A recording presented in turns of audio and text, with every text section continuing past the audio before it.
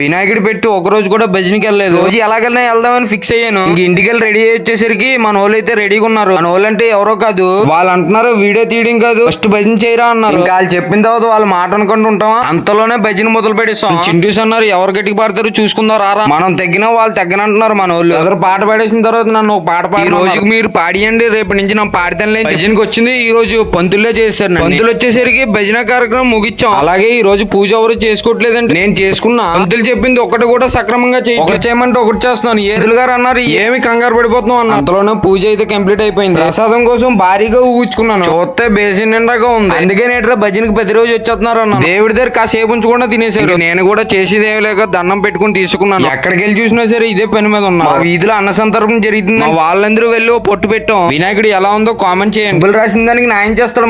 మనం వినాయకుడి దగ్గర అన్న సంతర్పణ నడుతున్నాం. ఎందుకు వచ్చండి అడ్రస్ ఎక్కడ అనుకుంటున్నారా? ఊడిమడక కడప గణపతి యూస్ వచ్చేది మర్చిపో ఉంటాం.